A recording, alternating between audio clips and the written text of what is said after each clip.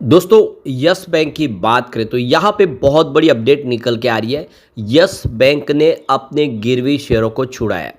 करीब 132 गिरवी शेयर जो थे वो छुड़ा लिए गए।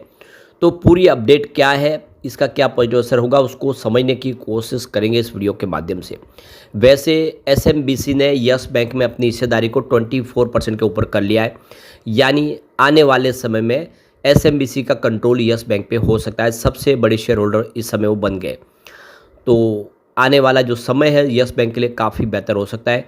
ग्लोबल मार्केट में यस बैंक की एंट्री हो सकती है। इससे पहले जो इन्होंने अचीवमेंट किया वो यूपीआई ट्रांजैक्शन में सभी बैंकों को पछाड़ दिया, चाहे वो प्राइवेट सेक्टर की बैंक हो या फिर सरकारी बैंक हो। सबसे शानदार इसका बिजनेस प्रदर्शन है यूपीआई ट्रांजैक्शन के मामले में, और अब आने वाले समय बिजनेस में और सामने संभावना पॉजिटिव बनेगी। तो इस समय स्टॉक के अंदर कुछ गिरावट देखने को मिली है। इसके पीछे वजह बैंकिंग शेयरों में गिरावट। ऐसे में क्या है, आगे उम्मीद उसको समझेंगे। नए म्यूचुअल फंड के आंकड़े हमारे सामने आ गए हैं। वो म्यूचुअल फंड के नाम आ गए हैं जिन्होंने निवेश किया यस बैंक में या फिर उन्होंने अपनी होल्डिंग को ट्रिम किया, वो भी समझेंगे इस वीडियो के माध्यम से। लेकिन फ्रेंड्स, उससे पहले अगर आप पहली बार हमारे चैनल पे आए तो चैनल को सब्सक्राइब कर दीजिए, एक बेल आइकॉन दबा दीजिए ताकि जब भी नया वीडियो बने पहला नोटिफिकेशन आपको मिले। वीडियो पसंद आए तो लाइक से जरूर कीजिए। हेलो फ्रेंड्स, वीडियो स्टार्ट करते हैं। मैं हूँ आपका दोस्त एसबी दवे और हमारे अपने चैनल ऑनलाइन कमाई में आपका बहुत बहुत स्वागत है। सबसे पहले निफ्टी बैंक की बात करें तो इस समय 55,086 के स्तर पे आपको ट्रेड करता हुआ दिखाई देगा, जहाँ पे 0.76% की गिरावट है। यानी आज बैंकिंग शेयर दबाव में है। निफ्टी प्राइवेट बैंक में गिरावट थोड़ी और ज़्यादा है। 26,835 का स्तर इस समय देखने को मिला है।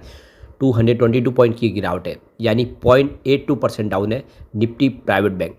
और यही वजह है कि यस बैंक में गुड न्यूज़ के बावजूद भी दबाव बन गया, क्योंकि पूरा बैंकिंग सेक्टर आज ज़बरदस्त दबाव में। तो 21.35 पर यस बैंक का स्टॉक ट्रेड करता हुआ आपको दिखाई देगा, जहां पे 0.14% की हल्की सी गिरावट है। बाकी सेक्टर के अंदर गिरावट 1% के आसपास की है। वैसे तो इंट्राडे में 21.55 को इसने आज टच कर लिया, मतलब वो प्राइस आ गई जिस प्राइस पे सौदा हुआ है एसएमबीसी और एसबीआई और दूसरी बैंकों के बीच में। तो उस लेवल को इसने टच किया क्योंकि वो उसकी फेयर वैल्यू है। अब इसकी परफॉर्मेंस देखें तो पिछले एक महीने में 9.36% की अच्छी खासी तेज़ी बनी है। पिछले 3 महीनों में यहाँ पे 7.06% के आसपास की तेज़ी बनी है, जबकि पिछले एक साल का जो रिटर्न है वो निगेटिव है 6.84%। यानी साल भर में जिसका इन्वेस्टमेंट है उसको अभी भी लॉस हो रहा है। 3 ईयर की बात की यहाँ पे 37.94% के आसपास की तेज़ी बनी है, जबकि बात करें अगर 5 ईयर की तो यहाँ पे 65.1% के आसपास की तेज़ी। ओवरऑल देखें तो इसका जो रिटर्न पॉजिटिव रहा है सिर्फ एक साल को छोड़ के। अब वॉल्यूम टॉपर है पूरे बाजार में, वॉल्यूम के मामले में नंबर 5 पे है यस बैंक। तो काफ़ी बड़े वॉल्यूम में काम का जो है कुछ बड़ी डील हो रही है। अब जो बड़ी अपडेट निकल के आ रही है, जो एक्सचेंज को जानकारी दी यस बैंक ने, जहाँ पे आप देख सकते हो कि कैटालिस्ट ट्रस्टीशिप लिमिटेड ने 132.39 करोड़ जो शेयर थे, यानी 4.22% की हिस्सेदारी पर जो प्लेज यानी जो गिरवी शेयर थे उसको छुड़ा लिया गया है। तो ये शेयर जो है सीए बेस्क्यू इन्वेस्टमेंट की तरफ से लोन के सिक्योरिटी के रूप में गिरवी रखे गए थे। तो 19 सितंबर 2025 को ये जो बड़ा प्लेज रिलीज हुआ है, और जिसकी जानकारी कंपनी ने 23 सितंबर को एक्सचेंज को दे दी है। इस कदम से शेयर पर जो ओवरहेड टैग घट सकता है और निवेशकों का भरोसा जो है मजबूत हो सकता है। तो सीए बास्क्यू ने अपनी जो होल्डिंग थी वो एसएमबीसी को बेच दिया और ऐसे में जो गिरवी शेयर थे उसको छुड़ा लिया गया। अब तो ये देखिए कि कैटालिस्ट ट्रस्टीशिप लिमिटेड जो लैंडर्स की तरफ से ऑनशोर सिक्योरिटी एजेंट है, उन्होंने बताया कि उसने 132.39 करोड़ शेयर, लगभग 4.22% की हिस्सेदारी पर जो प्लेज रिलीज कर दिया है। ये शेयर पहले सीए बेस्क्यू इन्वेस्टमेंट ने 2 फरवरी 2023 को हुए फैसिलिटी एग्रीमेंट के तहत लोन की सिक्योरिटी के रूप में गिरवी रखे थे। तो सीए बेस्क्यू इन्वेस्टमेंट ने यस बैंक में अपनी 214.39 करोड़ शेयर यानी 6.84% गिरवी रखे थे। इनमें से अब तक 132.39 करोड़ शेयर 19 सितंबर 2025 को प्लेज मुक्त कर दिए गए हैं। सेबी के टेक ओवर कोड के तहत किसी भी तरह का प्लेज रिलीज डिस्पोजल माना जाता है, और इसलिए कैटालिस्ट ने 23 सितंबर को एक्सचेंज को इसकी जानकारी दी है। तो पहले कैटालिस्ट के पास 132.39 करोड़ शेयर प्लेज थे, बाद में अब ये पूरी तरह से जीरो हो गया है। यानी कैटालिस्ट के पास यस बैंक पर कोई भी प्लेज नहीं बचा है, सारे गिरवी शेयर छुड़ा लिए गए। बैंक की कुल इक्विटी कैपिटल 3,136.56 करोड़ रुपये, जिस पर कोई बदलाव नहीं हुआ है। तो बड़े पैमानों पर देखते कि प्लेस शेयरों का रिलीज होना बाजार के लिए सकारात्मक संकेत है।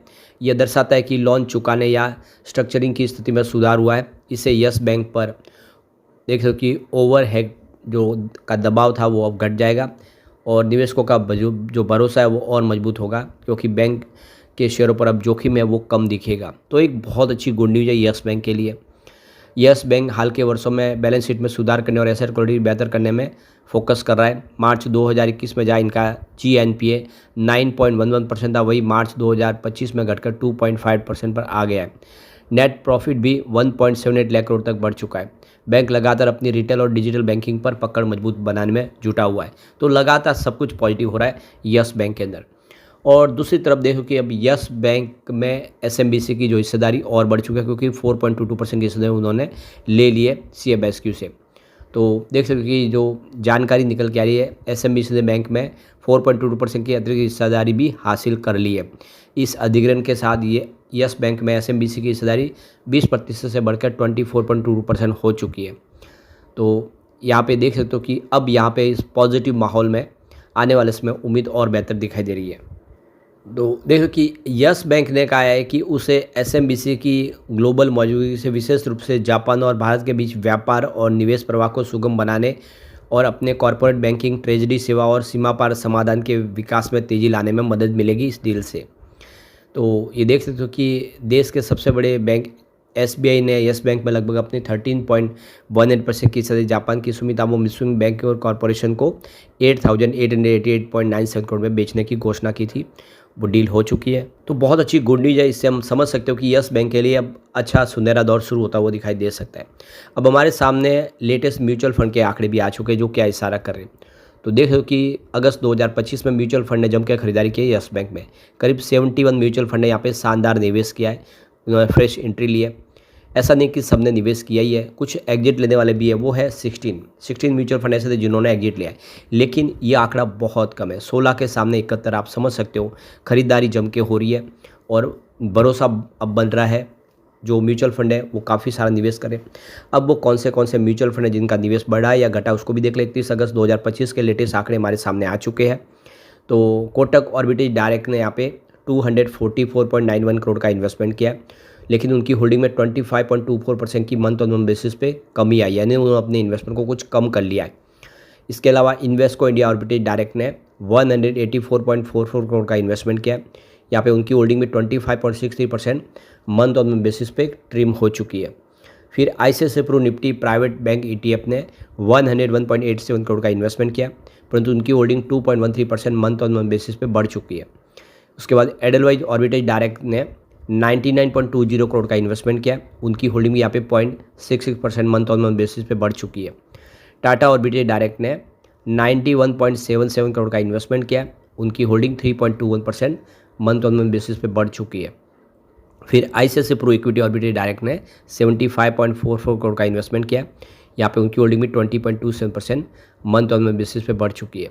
फिर आदित्य बिरला SL ऑर्बिटेज डायरेक्ट ने 66.29 करोड़ का इन्वेस्टमेंट किया, यहाँ पे उनकी holding 18.24% month on month basis पे ट्रिम हुई है। फिर निप्पॉन इंडिया ऑर्बिटेज डायरेक्ट ने 63.80 करोड़ का इन्वेस्टमेंट किया, उनकी holding 4.17% month on month basis पे बढ़ चुकी है। बंधन ऑर्बिटेज डायरेक्ट ने 36.12 करोड़ का इन्वेस्टमेंट किया, उनकी holding 7.60% month on month basis पे कम हुई है। फिर Bajaj Finserv large and mid cap ने 28.90 करोड़ का इन्वेस्टमेंट किया, उनकी holding 51.30% month on month basis पे बढ़ चुकी है। तो बहुत सारे म्यूचुअल फंड निवेश जम के किया है। ये सारे के आने वाले समय यस बैंक बेहतर कर सकता है। लेकिन फ्रेंड्स, कोई भी इन्वेस्टमेंट करने से पहले अपने फाइनेंशियल एडवाइजर से एडवाइस ले लें या अपना खुद का रिसर्च करें, क्योंकि मैंने वीडियो आपके एजुकेशनल पर्पज़ के लिए ही बनाया। वीडियो पसंद आए तो लाइक से जरूर कीजिए और चैनल को सब्सक्राइब कर दीजिए। Thank you friends.